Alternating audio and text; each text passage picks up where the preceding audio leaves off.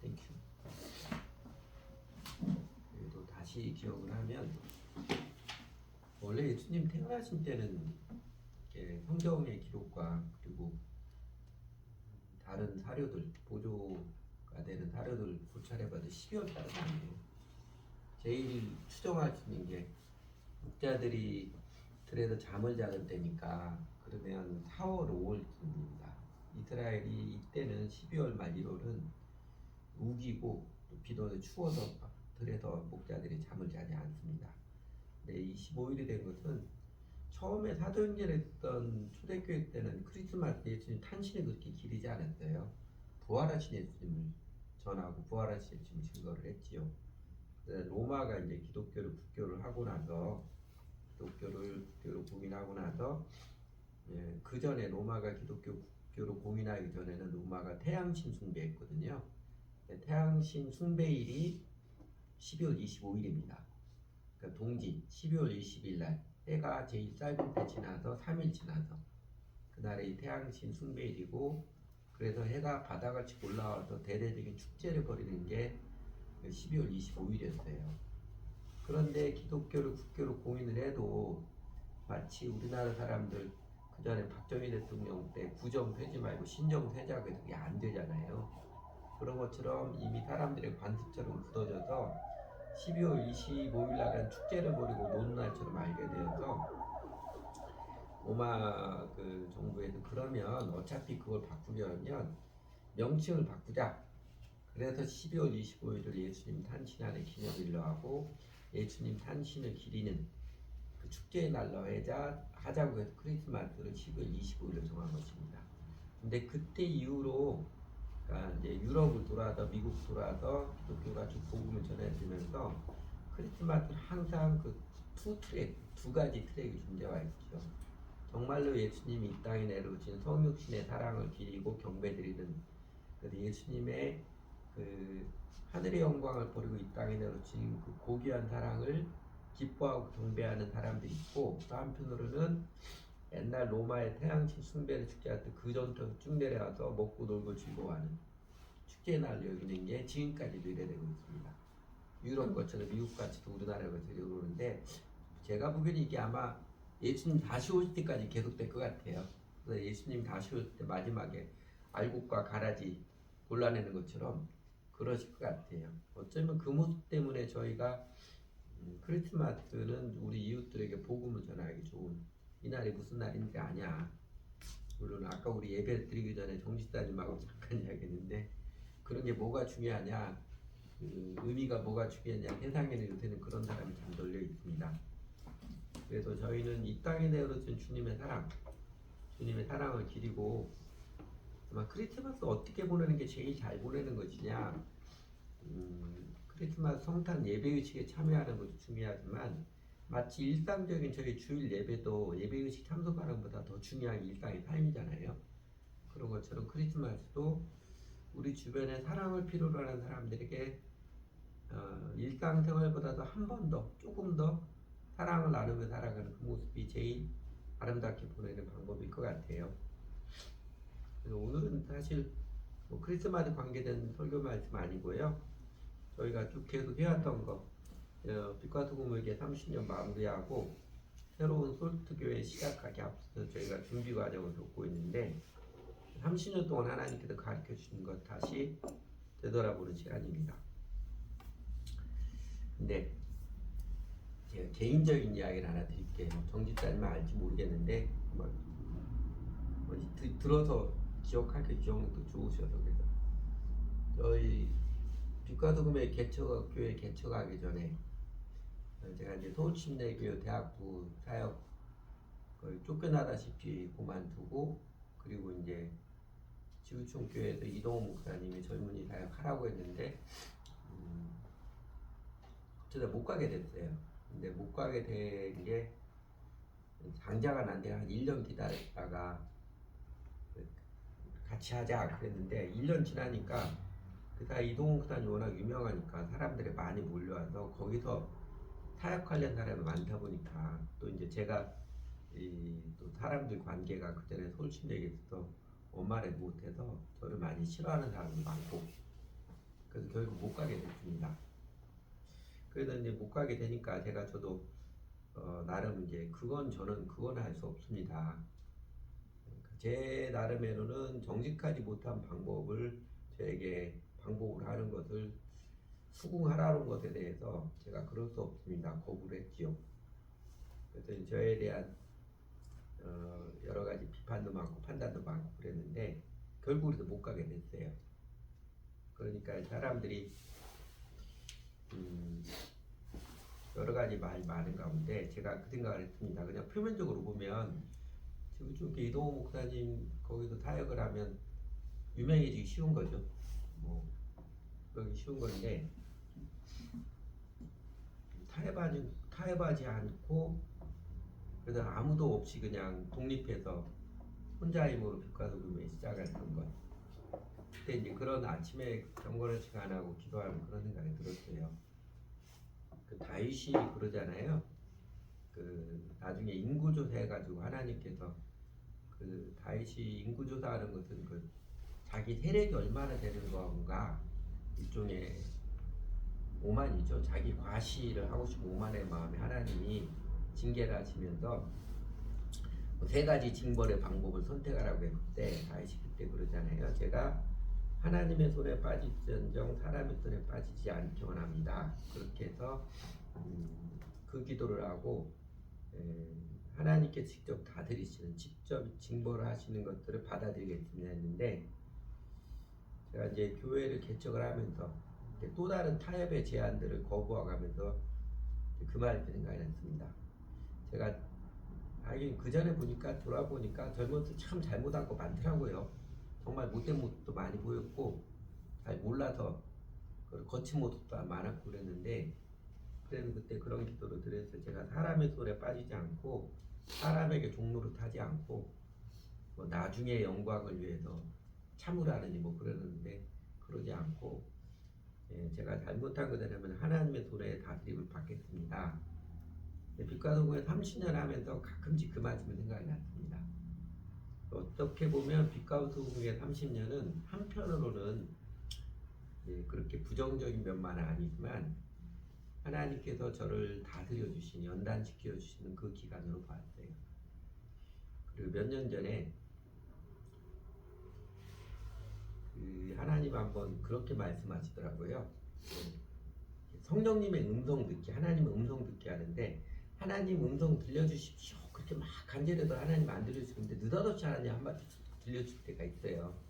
저도 이렇게 기억나는 하나님께 느닷없이 한마디 쭉 들려주신 그 음성들을 쭉 한번 헤아려 보니까 한 지금 한 10가지 조금 안 되나 그 정도 되는 것 같아요. 근데 몇 년 전에 하나님 한번 그러시더라고요. 내 복역의 날 끝났다 이러시더라고요. 느닷없이. 그래가지고 저는 이제 주관적인 체험이라 그러면서 사실 30년 빛과 소금에 지내면서 거듭 이게 하나님 나를 준비시키고 연단시키시고 징계함으로 연단시키시고 준비시키는 과정인 것을 거듭 했습니다. 그래서 내 복교의 날 끝났다 그게 처음에는 무슨 의미인지 잘 몰랐는데 그러면서 확실히 제 마음이 그 이후로 한 번에 다 변한 건 아니지만 하나님 믿고 살아가는 게 참 더욱더 행복하고 요새 학생들 가서 학교 가서 학생들 만나고 하는데 그전에는 저희 교회 처음 시작할 때 약간의 사명감 이런 게 많이 없었거든요. 근데 지금은 이 사역 자체가 좋아요. 이렇게 삶을 살아가고 학생들 만나서 하는 게 너무너무 즐거워요. 그러니까 몸은 약간 피곤하고 있어도 그 자체가 너무너무 즐거워서 그리고 또 사소한 것이지만 그동안 30년 지내면서 생활의 연단도 많이 받았죠. 재정적인 연단도 많이 받고 있는데 지금은 하나님께서 이런 때가 있을까 싶게 적절히 필요도 재정적인 필요도 안정적으로 주시고 그래서 앞으로 하실 하나님의 기대가 됩니다. 한편으로는 빛과 소금에 30년 거치면서 함께했던 사람들이 되게 고맙기도 하고 왜 진정한 친구는 어려울 때 함께해주는 사람들이잖아요. 어떻게 보면 제가 하나님의 연달아 받고 함께해서 고맙기도 하고 특별히 그 끝까지 나무에 있는 여러분들이 더 고맙기도 하고 그렇습니다. 그래서 제가 이제 여러분도 그렇고 저도 그렇고 국가도공부에 30년 지내면 하나님께서 이렇게 교훈해 주시고 연단시켜 주신 소중한 가치들을 확인해 보고 있는데 우리가 지켜야 할 것을 해가지고 지금까지 이렇게 봤죠. 다음에는 찐 그리스도인, 그다음에 의식 있는 기대. 사실 다 똑같죠. 정직하게 예수 믿고 살자 이겁니다. 오늘도 마찬가지예요. 사실 정직하게 예수 믿고 살자는데 오늘의 주제는 개념 있는 신앙생활입니다. 개념 있는 신앙생활인데 앞에 바른 믿음, 찐 그리스도인, 의식이 있는 그리스도인 이거에는 예수 믿는다는 게 도대체 뭐냐 이거를 제가 3번 반복한 거고요. 결론으로 예수를 믿는다는 것은 아마 오늘 나눴던 내용도 또 여러 번 반복해서 여러분들과 나눴던 거예요. 근데 여러분들이 그냥 세뇌가 떠서 기억이 되도록 그러다 나중에 때가 되면 딱 생각나고 깨달아지고 뭐 그런 때가 있으리라 기대를 합니다. 예수 믿는 것은 예수는 그리스도 나의 주님이십니다. 나는 주 예수께 드려진 사람입니다. 나는 예수 그리스도를 나의 왕으로 모시고 주 예수님을 따르면서 헌신한 사람입니다. 이 고백을 진심으로 기쁘게 드리는 사람이 예수 믿는 사람입니다. 요약을 하면 예수를 나의 주님으로 모시고 주 예수를 따르는 마음과 삶이 예수를 믿는 것입니다. 크게 두 가지죠. 하나는 결단이고요. 예수님께 나의 인생을 드리는 헌신의 결단이고 이게 진정한 믿는 자로서의 시작이죠. 또 하나는 추구지요. 예수님을 배우고 본받는 삶의 추구입니다. 그래서 오늘 이제 개념 있는 신앙생활에서는 이게 두 번째 거. 지난주까지는 그 헌신의 결단, 예수를 믿는 믿음이 뭐냐, 헌신의 결단의 방점을 두었다면 오늘부터는 이제 예수님을 배우고 따르는 이게 추구의 모습인데 영어 문장으로 유명한 문장이 이렇습니다. To believe is to follow him. 그러니까 이 문장이 유명해진 것은요, 교회사에서 유명해진 것은 사람들이 예수를 믿는다고 하지만 예수님을 따르는 것이라 생각을 안 하고 한번 종교의식에 참여하면 영생을 보장받을 것들은 잘못 생각한 게 우리 시대뿐만 아니라 기독교 역사 대대로 참 많았습니다. 그래서 이 문장이 유명해졌어요. 서구교회에서는 예수를 믿는다는 것은 예수님을 따르는 것입니다. 한동안 우리 교회에서는 대한민국 교회에서는 제자 훈련에서 예수님의 제자가 되는 것이 그래도 유행이 됐었는데 그때 제자 훈련했을 때는 예수 믿는 사람 말고 특별히 교회 열심히 있거나 하나님 열심히 믿는 사람이 마치 특공대 선발하시는 것처럼 잘못된 인식이 꽤 많았어요. 인식이 잘못되면 이게 오래 못 갑니다. 오래 못 가서 지금은 한국교회에서 제자 훈련도 옛날 같지는 않아요. 안 하려고 그러는데 이제 결정적으로는 그렇게 예수님의 제자가 되는 것을 특공대처럼 생각을 하면 예수님을 배우고 따르는 마음의 동기가 예수님의 은혜의 사랑에 감격하고 그래서 따르는 게 아니라 자기가 뭔가 되고자 하는 영적으로 뭔가 되고자 하는 영적인 야망, 영적인 우월의식이 바탕에 든 아주 위험스러운 것들이 많습니다. 마치 예전에 지금도 그러지만 전임 사역자 신학교로 가는 목사가 되면 갑자기 대단한 사람이 된 것처럼 잘못 생각하는 것처럼. 그래서 오늘 대한민국 교회도 예수를 믿는 것 자체가 예수님을 따르는 것입니다. 이 가치가 굉장히 중요합니다. 근데 또 한편으로는 예수를 따르는 것을 그렇게 특별한 사람으로 취급을 해버리면 나는 그렇게 교회에 열심을 내지 않아도 일요일날 예배만 한번 참여해도 나는 구원을 받았겠거니 이렇게 잘못 생각하는 모습이 너무나 많아요. 한국교회 그 모습이 너무나 많습니다. 제가 두려운 것은 그 사람들을 정말 천국에서 볼 수 있을까 이게 두려운 거예요. 예전에 이제 미국에 존 크리트웰이라는 목사님이 있었거든요. 순복음교회가 커지기 전에 세계에서 제일 큰 교회의 목사님이었습니다. 미국의 달라스 제1침례교회 목사님이었는데 제일 큰 교회에서 그때는 70년대 중반까지 제일 큰 교회가 그게 5만 명이었는데 교회가 학교 캠퍼스 같아요. 왜냐하면 그 침례교회 미국 침례교회는 우리 교회처럼 예배드리고 나서 다 그룹으로 나눠 성경 공부하거든요. 그러니까 교실이 많이 필요하죠. 그러니까 초등학교 지금 1학년 6학년 교실이 몇십 개 있어야 되는. 네, 그런 교회였습니다. 네, 존 크리스트 목사님도 그 이야기를 했어요.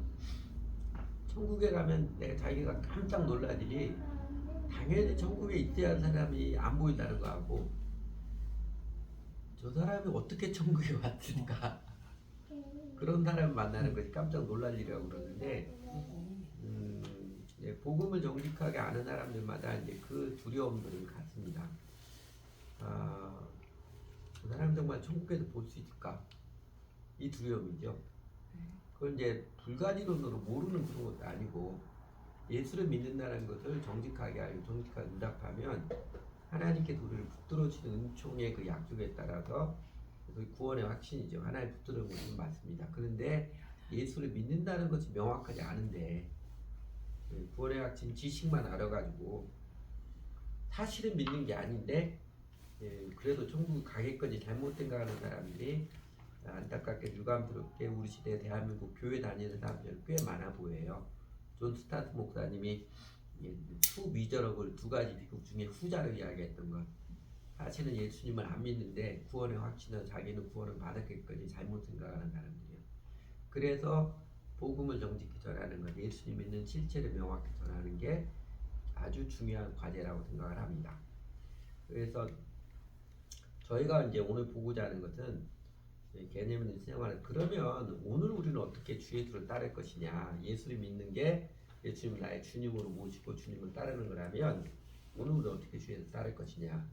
예전에 성경에 기록된 예수님의 제자들은 예수님 육신이 입고 오시니까 예수님을 그냥 그때부터 따라다니면 되니까. 그리고 성경학자들은 우리가 이제 나를 따라오너라 내가 너희로 사람을 낳은 어부가 되리라 제자를 추중했을 때 그때부터 계속 예수님하고 같이 합숙생활하고 이런 것처럼 생각하는데 성경학자들이 할 때 꼭 그런 것만은 아니었을 것이다 이렇게 합니다. 왜냐하면 예수님이나 제자들이나 그때 갈릴리 호숫가에 집들이 다 거기 있었거든요. 가버나움 주변에 다 있고 예수님도 집이 거기 있었으니까요. 그래서 아마 같이 잠을 자고 그럴 때도 있었지만 집에 갔다가 다시 오고 집에 가 다시 오고 그랬을 수도 있을 것이다. 그렇게 추정하는데 그건 명확한 기록이 없으니까. 그러나 많은 시간을 함께 했다는 것에는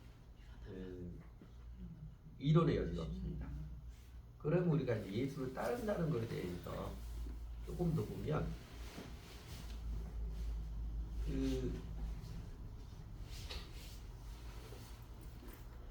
성경에 이제 복음서 예수님께서 제자들을 추천할 때 나를 따라오너라가 똑같은 모습인데 두 번 나오죠. 초창기 때 처음 베드로와 요한 야고보가 고기 잡을 때 그때 예수님이 그들을 부르시면서 나를 따라오너라 내가 너희로 사람을 낳는 어부가 되게 하리라 이때가 있고 그 다음에 우리 지지난주에 봤던 것처럼 요한복음 21장에서 부활하신 예수님께서 갈릴리 호숫가에서 제자를 다시 만났을 때 베드로에게 내가 나를 사랑하느냐 세 번 물으시고 난 다음에 그때마다 예수님께서 너는 나를 따르라 이제는 나를 따르라 그러지. 근데 가만히 생각하면 요 의미가 약간 달라요. 처음 예수님께서 제자들 만나서 마태복음 4장 19절 나를 따라오라 할 때는 이때는 예수님을 내가 어떤 사람인지 아니 어떤 존재인지 알고 경험해라. 암과 체험으로 초청이지요. 그런데 그 3년 동안 예수님과 함께하면서 예수님이 메시아인 걸 알게 되었고 예수님의 사랑을 체험했을 때 부활하신 예수님 만나고는 그때 예수님께 너는 나를 따르라 했을 때는 이때는 어떤 의미 같아요? 이때는 이제는 나를 본받아서 내가 살아가는 방식으로 살아가고 나를 섬기라는 섬기가 본받은 걸 초청입니다. 약간 의미는 다르지요. 그리고 그 사이에 무슨 일이 있었냐?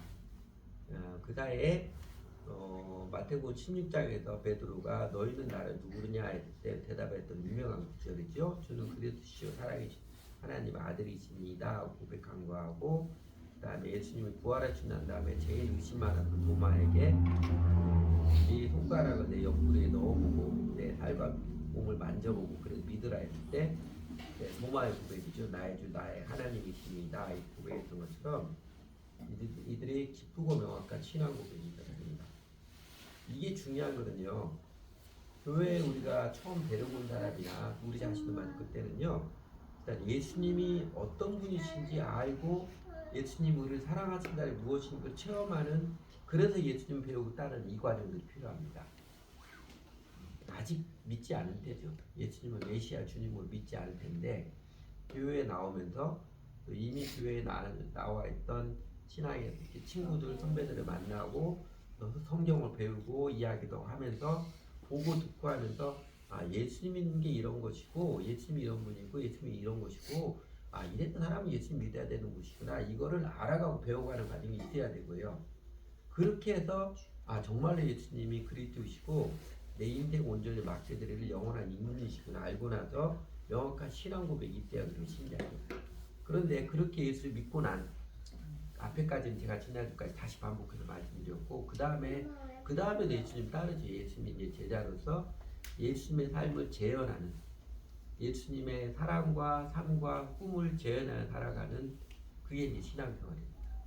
어떻게 보면 예수님을 따른다는 것은 약간 구분하면 이중적인데 공통적으로는요, 아래에 있는 것처럼 예수를 따른다는 것, 예수를 배우고 본받는 자로 사는 것입니다.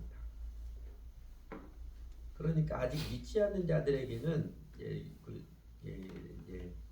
저희 교회처럼 복음을 정직히 전하고자 하는 사람들이 표현을 합니다. 불신자는 불신자 대우를 해줘야 된다고. 교회 왔다고 무조건 신자 취급해주는 그게 아니고 이 사람이 아까 보았던 그 명확한 신앙 고백이 있을 때까지는 불신자로 대우를 해줘야 됩니다.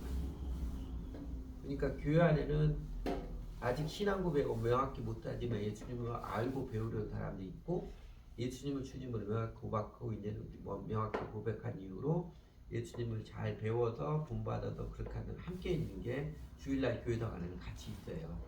그리고 엄밀한 의미로 보면 우리 교회도 그런 것처럼 내가 그 신앙 고백한 이후로 이제 주의 만찬에 참여하는 거죠. 주의 만찬에 참여하는 이유가 저는 예수님 하나입니다. 저는 예수님께 드려진다는 요 고백이니까요. 그래서 예수를 따르는 것도 예수를 배우고 본받는 자로 살아가는 것인데,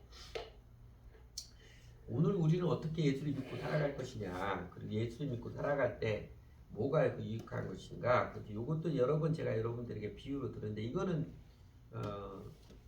제가 누구에게서 배운 게 아니고 제가 묵상해서 이 비유가 적절하겠다, 뭐라고 이렇게 만들어낸 거라고 그냥 깨달아서 이 비유가 적절하겠다 싶은 것입니다. 오늘 주제 말씀에서는 유명한 말씀이죠.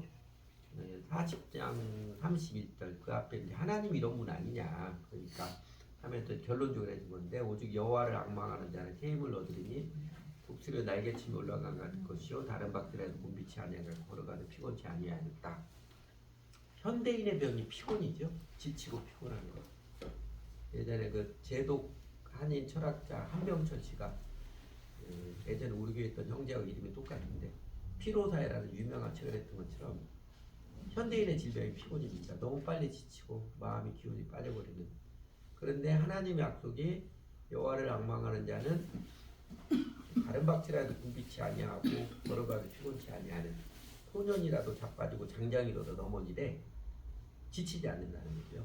아무리 주변의 삶의 여건들이 어렵고 내가 살아가고 관계하는 사람, 힘들게 하는 사람이 널려 있어도 내 영혼에 낙심하지 않고 기운이 떨어지지 않고 여전히 노래하면서 힘차게 살아가는 그 새 힘을 주신다고 약속입니다.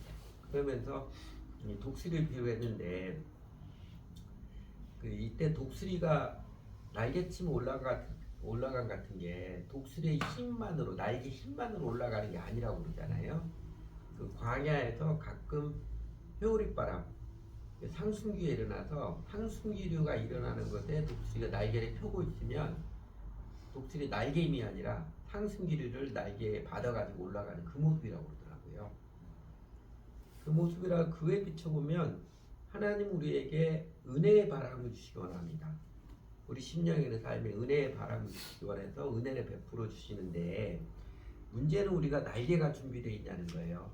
전에 이제 옛날에 김현수 목사님이 오셔서 우리 교회 설교할 때 하나님은 모든 사람에게 은혜를 베풀어 주시는데 사람마다 어떤 사람들은 처마를 만들어 가지고 스스로 하나님 은혜에도 소외되는 그런 안타까운 경우가 있다 했던 것처럼, 하나님의 은혜를 받으려면은 은혜를 입고 독수리가 날개처럼 올라갔던 날개가 있어야 되는데, 그 날개가 뭐냐? 제가 생각하는 제가 이제 경험으로 깨닫거든 두 가지예요. 하나는 개인 경건 행습이고요. 내가 주님과 개인적으로 교제하는 개인 경건 행습의 습관이고, 또 하나는 공동체 생활, 교회 생활입니다. 요 두 날개가 있어야 하나님 은혜의 바람을 힘차게 타고 올라갈 것이다. 올라간다는 것은, 그래 세상이 아무리 차갑고 세상이 아무리 무서운 모습이 되고 내가 지금 하고 있는 일이나 내 주변의 사람들 중에 정말 힘들고 어려움이 있어도 내 마음이 무너지지 않고 낙심하지 않고 여전히 힘있게 살아갈 수 있는 그 생명의 은혜를 누립니다. 그래서 이 개인 경건과 교회 생활에 잘 잡혀있는 게, 이게 개념 있는 신앙생활입니다. 개념 있는 신앙생활을 제가 그렇게 붙인 것입니다. 이 이야기, 교회와 신앙, 신앙인 거죠. 교회와 신앙은 서론에 닿았던 이야기입니다. 비유했던 건데,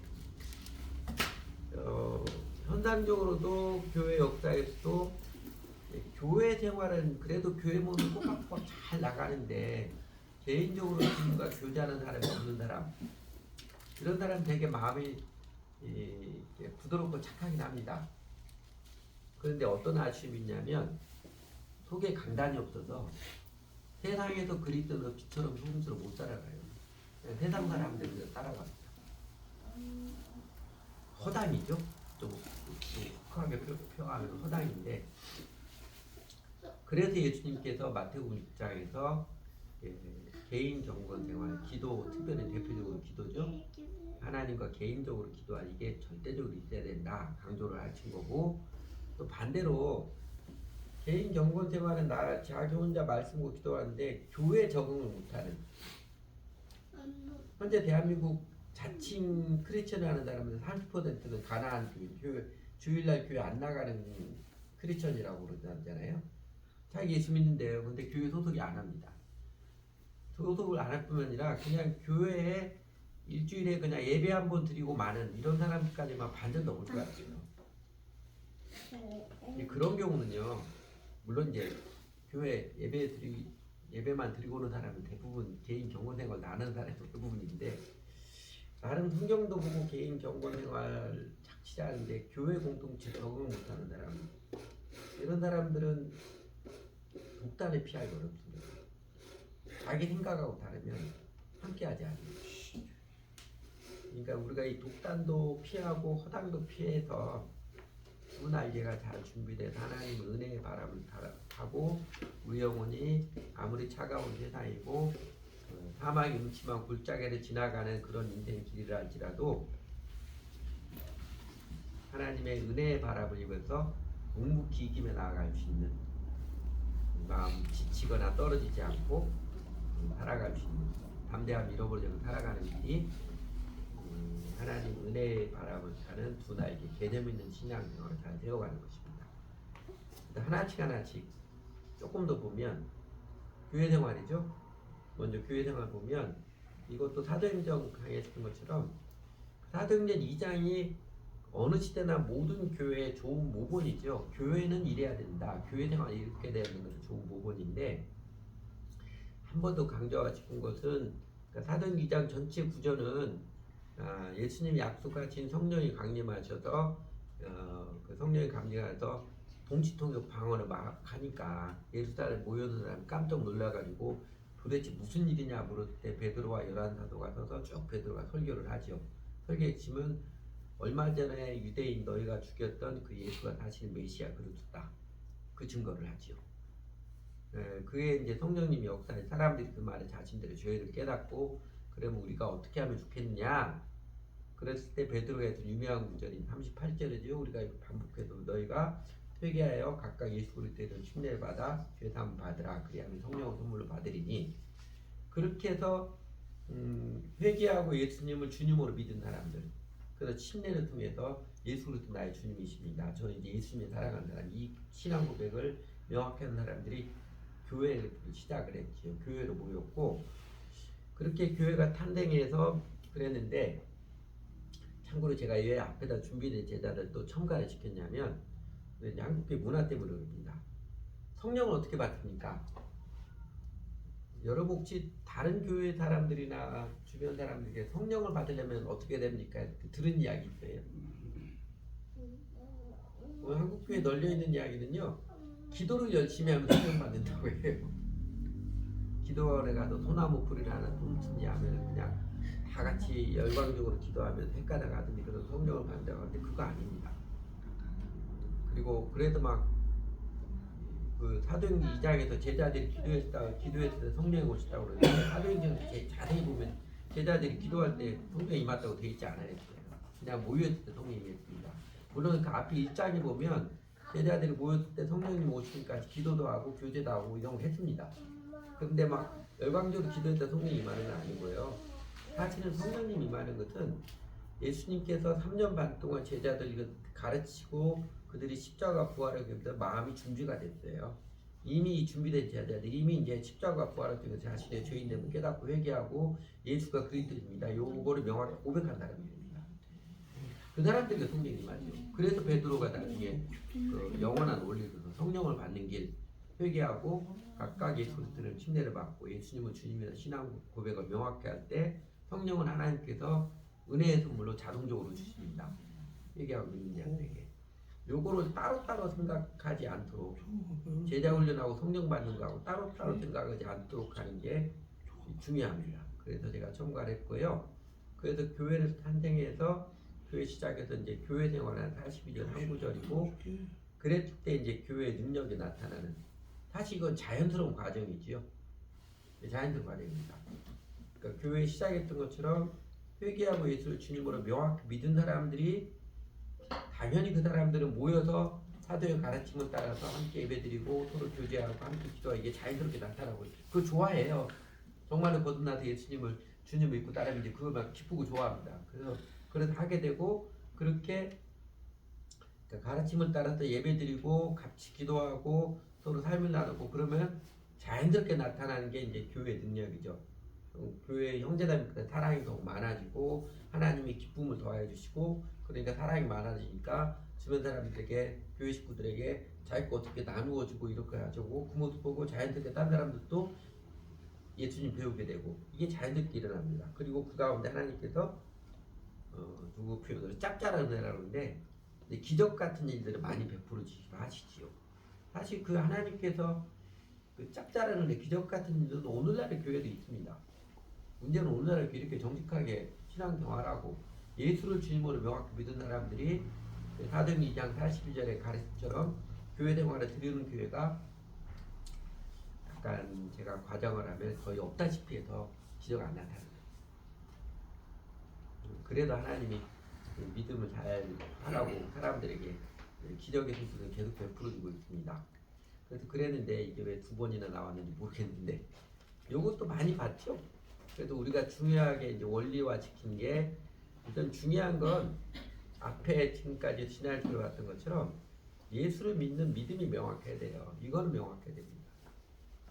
그러니까 그러기 전까지 내 마음에서 기쁘게 정말로 이제는 예수님을 나의 주님으로 오시고 내가 무엇보다 예수께 순종하며 살아겠습니다. 요 신앙 고백 명확히 못하고 그 다음에 마음에서 살면서 정말 그렇게 못하면 아직 예수 믿는 거 아니에요. 사실은 예수 믿는 게 그렇게 널널한 게 아닙니다.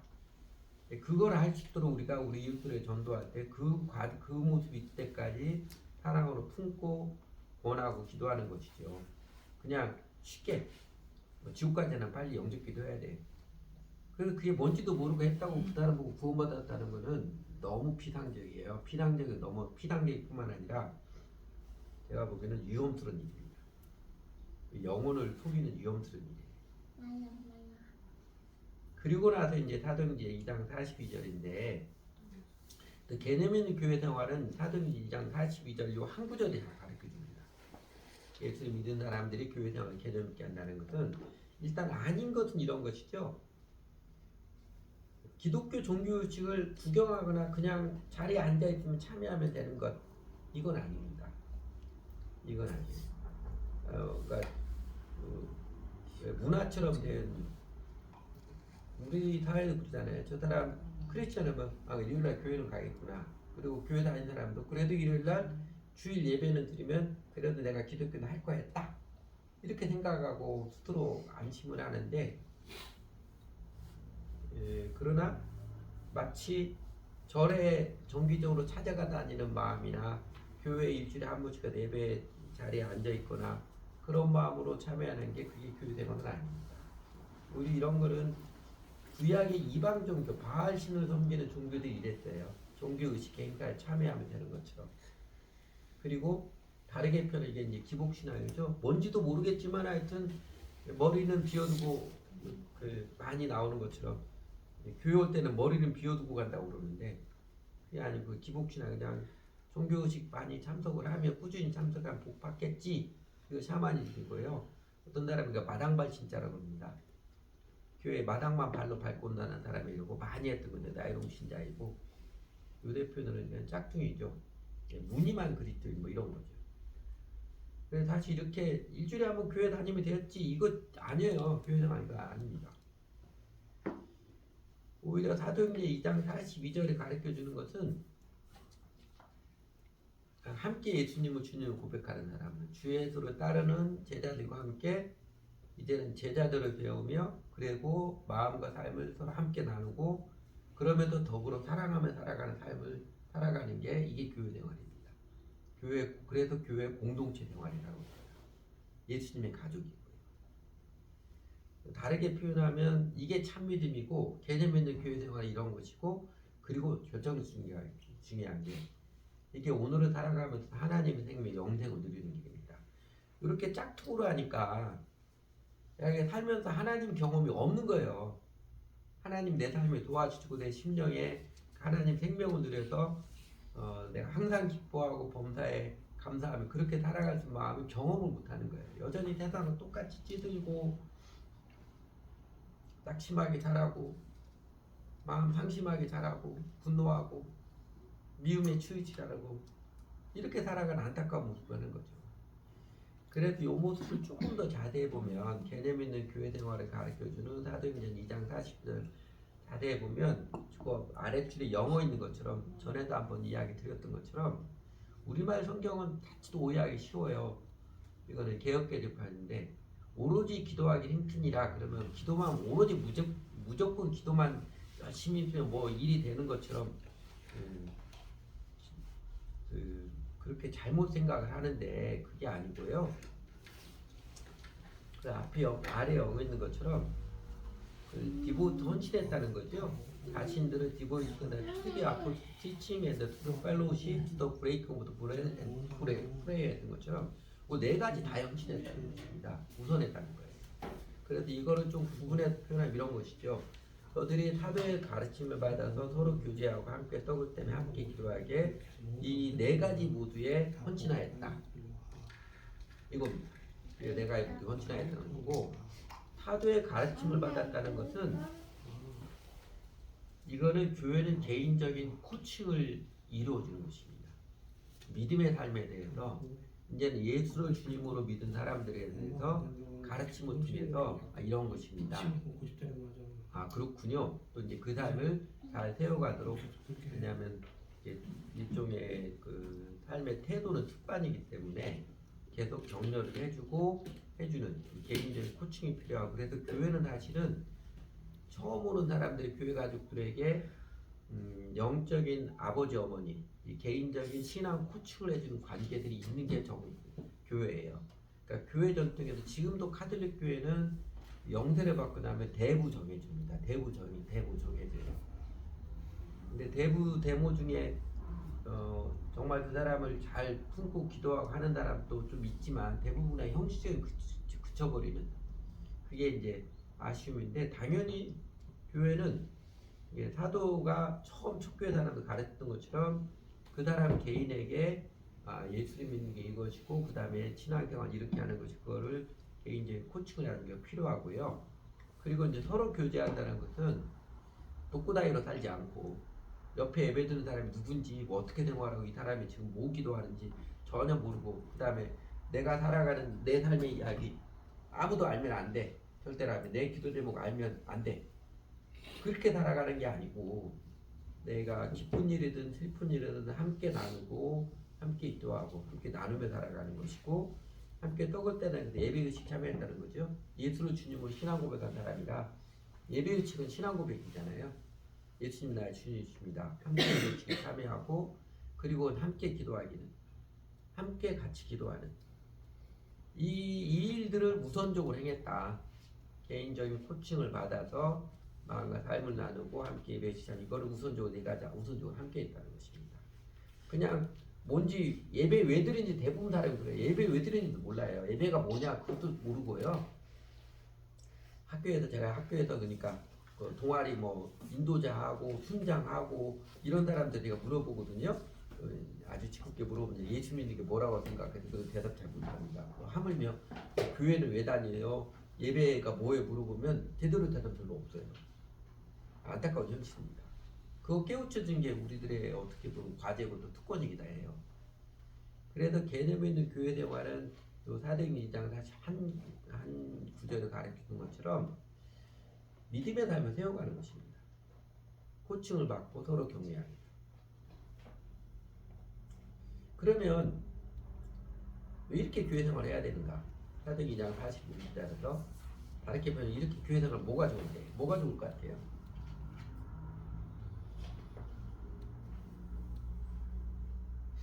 예전에 제가 비유를 한번 그렇죠.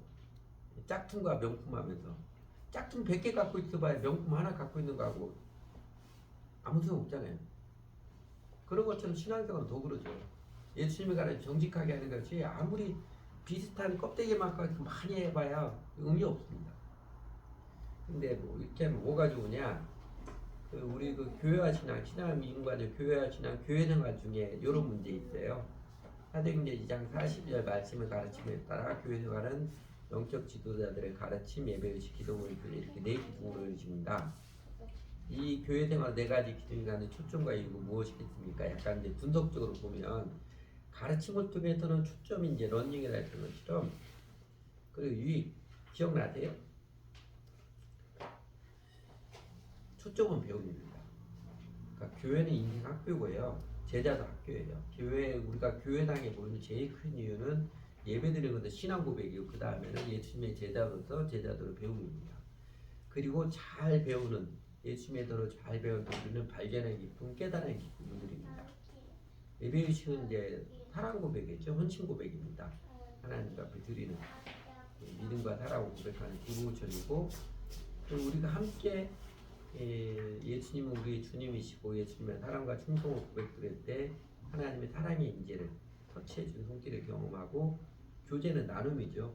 내 솔직한 마음과 삶을 함께 나누고 그리고 서로 마음을 불어하고 기도하고 그러면서 성령님 우리가 교통해 주시는 정말 가족으로서 평생 동지로서 사랑의 마음을 깊게 해주는 성령님의 교통을 누리게 되고 교회가 함께 모여서 기도하는 것은 하나님 의뢰죠. 의지하는 모습입니다. 이 험한 세상에서 우리만 간신히 살아가는 게 아니고 하나님이 우리에게 경험할 수 하나님의 사랑과 생명의 능력이 번져가기를 원합니다. 하나님의 통치가 임하기 원합니다. 함께 의뢰하는 것이고 그때 성령님께서 하나님 나라 이 땅 위로 가시는 그 역사에 우리는 동참을 합니다. 이 인과적 신이 다 나오는 건데 크게 이렇게 온전한 교회 생활, 개념 있는 교회 생활을 통한 유익은요 두 가지 말씀으로 요약할 수 있을 것 같아요. 하나는 잘 아는 마태복음 18장 20절 두세 사람이 내 이름으로 모인 곳에서 나도 그 중에 있느니라. 사람이 2명, 3명만 돼도 한 명은 교회가 아니니까 2명, 4명이 있어도 정말 예수님의 이름 모이면 예수님의 함께함을 체험합니다. 부활하신 예수님께서 우리 일상에 살면 함께하신 그 손길을 체험해서 우리는 경이로움과 경외감을 느끼고 그 다음에 마음의 평안을 담대함을 느끼죠. 또 하나 말씀은 요한일서 4장 12절이죠. 어느 때는 하나님을 본 사람이 없을 때 만약 우리가 서로 사랑하면 하나님은 우리 안에 거하시고 그의 사랑이 우리 안에 온전히 이루어지느니라. 하나님을 경험하고 하나님 보는 것 여러 번 반복해서 이야기 드리는데 종교적 열광으로 되는 게 아닙니다. 그러니까 기도하면서 아무리 금식기도하고 철학해도 그래서 하나님 경험하는 신종을 하는 경험인 게 아니고요. 만약 우리가 서로 사랑하면 이제 한 구절에 했던 것처럼 예수님의 제자로서 사랑의 교회 생활 함께 갈 때 하나님 우리 가운데 함께 하심을 체험하게 되고요.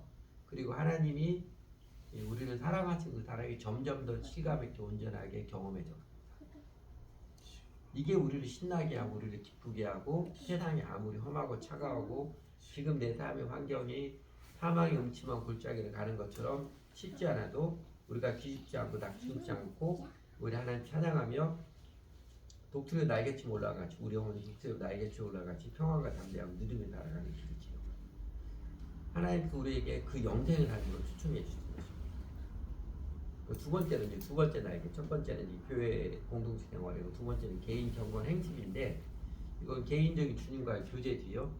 개인적인 주님과의 교제인데 사실 주님과 동행, 두 날개 주님과 동행인데 그 동행은 일상의 삶 가운데서 하나님께서 예수님께서 부활하시면 함께 하시는 건데 예수님께서 부활하시는 우리가 일상의 삶에서 직장생활에서 함께 하시기 위해 우리에게 꼭 필요한 게 주님과 개인적으로 교제하는 경건 행습을 세워가는 것입니다.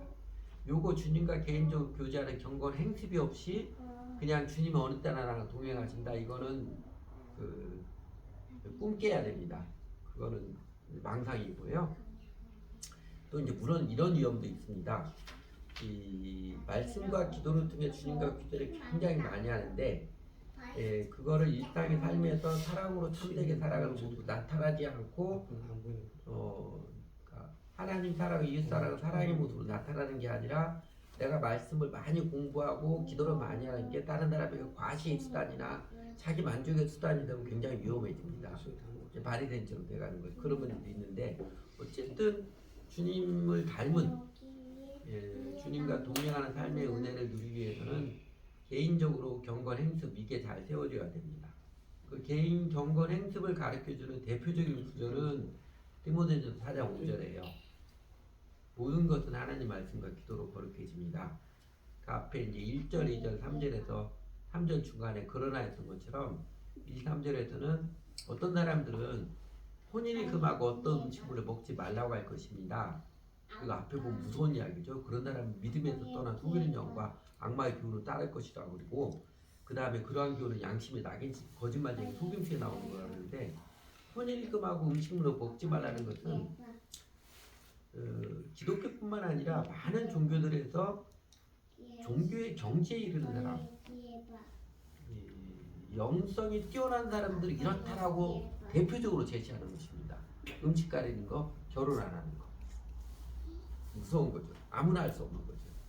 그러나 복음을 알았던 바울이 디모데에게 쫙 그러면서 그런 게 아니다. 진정으로 거룩해지는 것은 혼인 금하고 어떤 음식 먹고 모르지 않을 그런 금기를 행하는 그런 모습이 아니고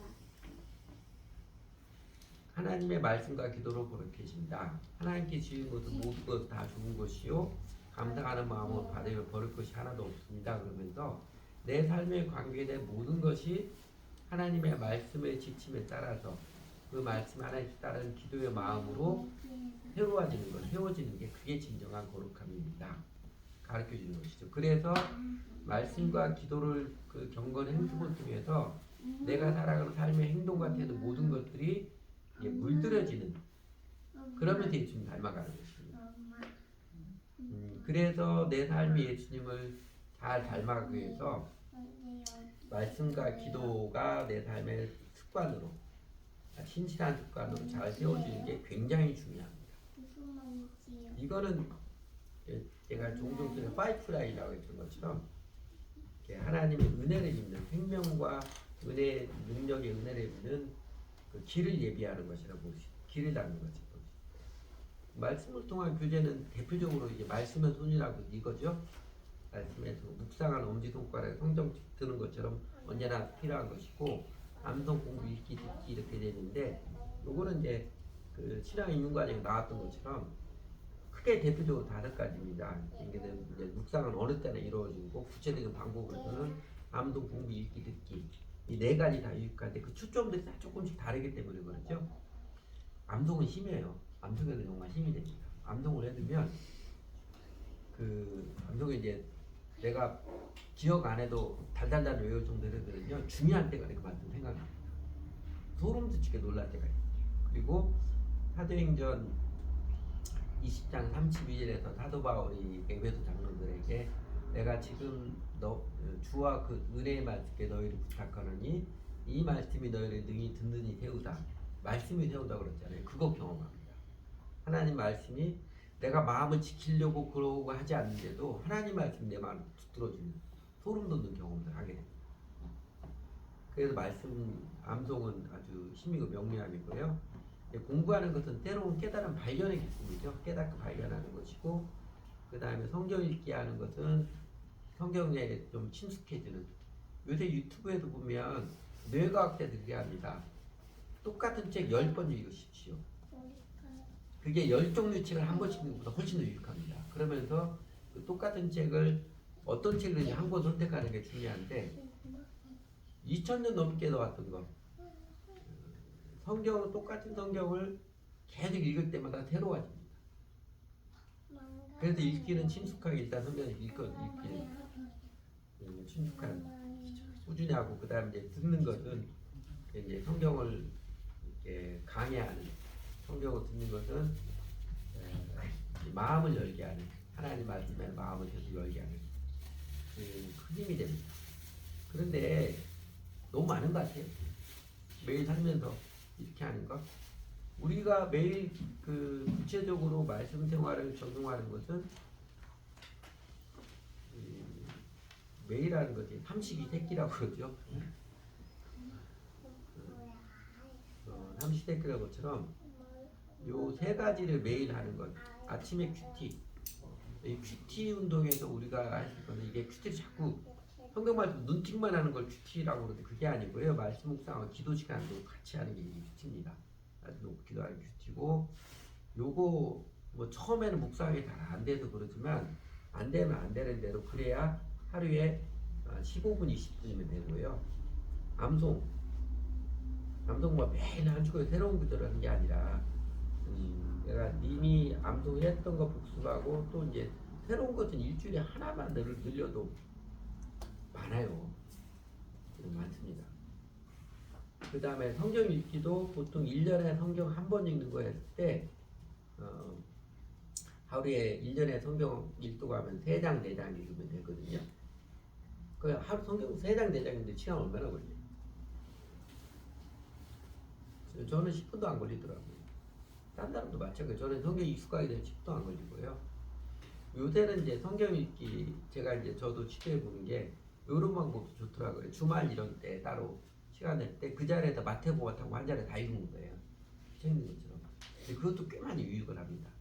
어쨌든 하루 육신에 밥 3끼 먹는 것처럼 아침에 큐티 15분, 20분, 암송 복습하는 거 낮에 10분, 또 낮에는 뭐 순서가 바뀌었죠. 낮에 성경 읽기도 하는 것이든, 그 다음에 이 성경 읽기도 10분, 그렇게 많은 시간은 아니에요. 근데 이게 우리에게 습관이 안 된 거예요. 왜 안 되느냐? 안 되면 왜 그럴 것 같아요. 그리고 이제 듣기와 공부는 그러니까 거의 매 주일마다 주일날 설교, 그 다음 이제 같이 기도하는 기도 모임에서 약간 이제 우리 교회 같으면 이제 기도 중요한 영역들에 대해서 약간 시사적인 해석을 하는, 사실 진정한 게으른 그런 건데, 그거 듣는 거 또 이제 거기다 또 하면 이제 유튜브에서 이제 다른 좋은 성경 강해나 설교 듣는 거 이런 것도 있고, 운전하면서 교통방송 듣는 설교 듣거나 이런 것도 있고, 그 공부는 성경 공부하고는 거의 일주일에 한 번이잖아요. 그러니까 사실 요거 말씀상을 이렇게 한 것도 사실은 그렇게 많은 분량은 아닌데 왜 안 되느냐? 왜 안 되는 것 같아요? 제일 큰 이유는요, 예수님 사랑하는 마음이 없기 때문에 그렇습니다. 예수님 사랑하는 마음이 적으니까 안 돼요. 시간이 없는 건 다 핑계예요, 사실.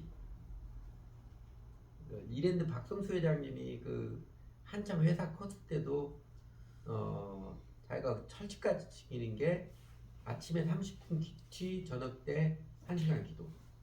물론 처음부터 그냥 1시간 기도였던 건 아니에요.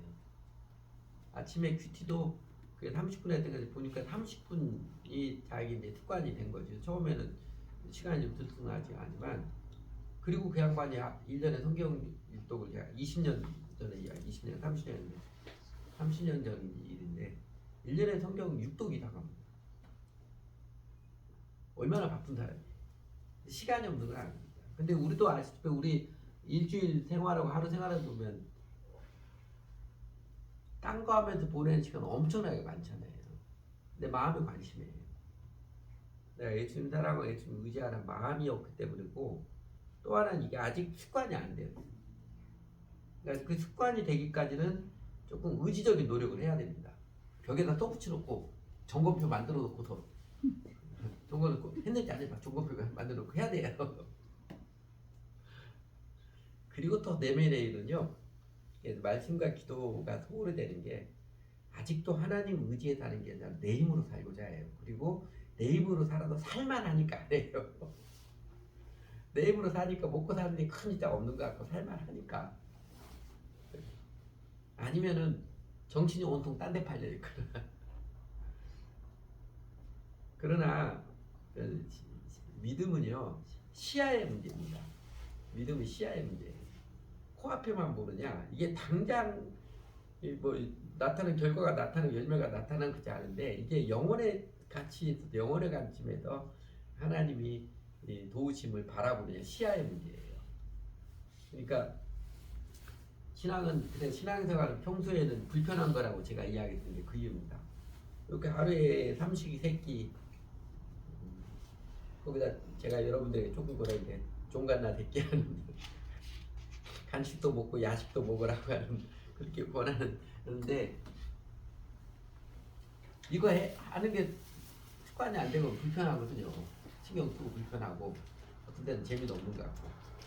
그러나 신앙은 중요한 게 위력을 봐야 돼요. 그리고 하나님이 뒤에도 기도할 때 나올 텐데, 하나님이 은총을 결코 헤프게 하지 않아요. 헤프게 그냥 하지 않습니다. 시간을 두고 인내의 연단을 통해서 우리 마음이 진심인지 꼭 확인하십니다. 그래서 여러분, 새해에는 요 습관, 말씀을 통한 주님과의 교제, 뒤에 나온 기도를 통한 주님과의 교제 습관, 개인적인 습관 잘 세워가 보십시오. 그래서 매주 한 번은 우리 성경학교 하는 거 예습 해야, 여러분 한가 예습하는데 1시간 넘게 해본 적 있어요? 대부분 한 30분이면 합니다.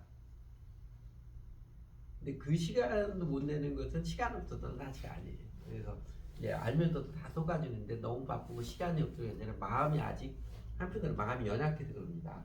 내가 지금 당장 해야 되는 일들에 마음 매여서 그러는데, 그리고 또 하나는 약간 이제 여러 가지인데, 새로운 습관을 들인다는 것은 약간 육신의 수고로움을 해야 돼요. 아침에 큐티가 조금 일찍 일어나는 것이나 이런 것, 그게 싫은 거예요. 근데 우리 몸은, 사람 몸은 길들이기 나름입니다. 길들여지긴 해요.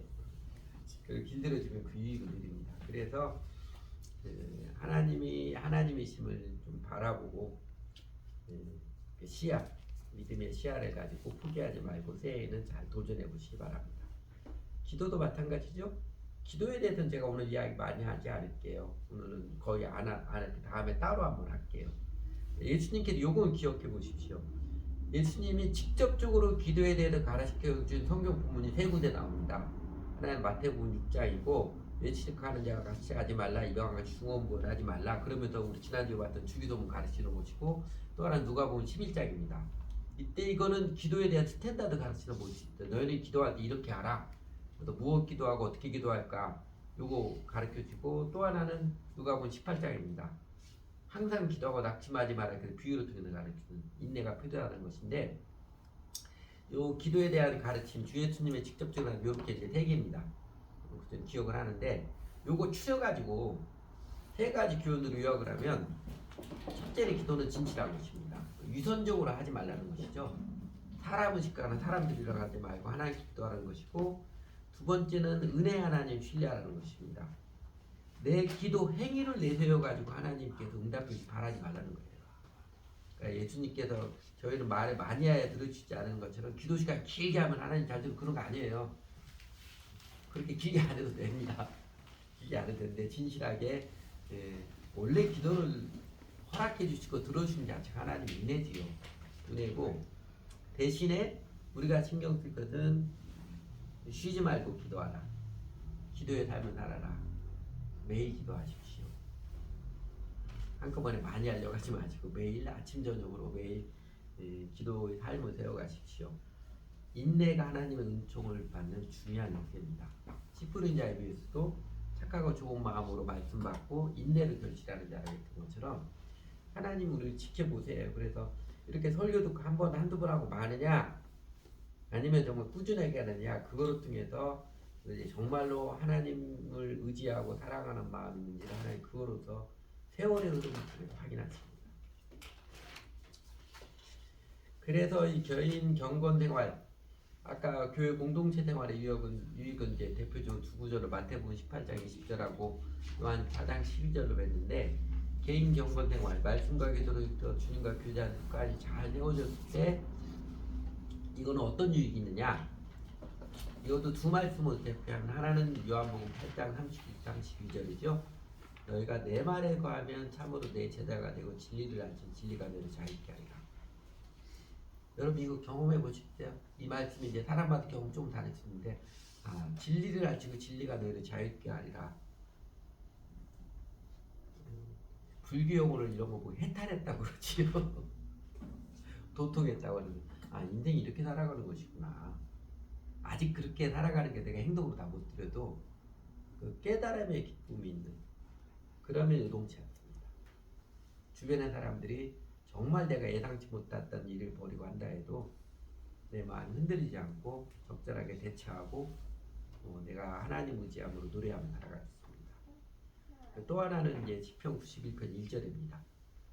지존자의 은밀한 곳에 거하는 자는 전능하신 자의 그늘 아래 거하랬다. 부활하신 예수님이 내 삶과 하면서 하나님의 능력으로 도우심을 체험을 합니다. 하나님이 정말 기적같은 능력으로 도우심을 체험을 하시오. 그래서 내 삶의 환경이 아무리 일이 꼬여도 주변 사람이 정말 나를 힘들게 해도 내가 낙심하지 않고 기죽지 않고 속 끓이지 않고 하나님께 맡기고 하나님이 일을 통해 기다리면서 여전히 평안과 담대함을 누리는 영생의 삶을 살아갑니다. 결론적으로 정리하면 개념 있는 신앙을 선한다는 것은요 일단은 회심이 명확해야죠. 예수를 주님을 로드시 명확해야 되고 그 다음에 신앙 행습을 개인 경건 생활과 교회 공동체 생활 자매도 잘 배워가고 거기가 그게 목적이 아니라고 그랬죠. 그걸 통해서 사랑으로 정의롭게 오직 사랑으로 참된 것 하에 범사에 이렇게 자라지 않을 것처럼 예수님 닮아가는 삶의 태도와 행동들이 세워져 가는 것입니다. 그래서 그 신앙 행습은 중요한 게 그 하나님의 은혜의 바람을 타기 위해서 개인 경건 행습과 교회 생활 행습을 잘 세워가십시오. 그럼으로써 예수님 닮아가는 그 기쁨과 생명의 삶을 누리시기 바랍니다. 기도하시오.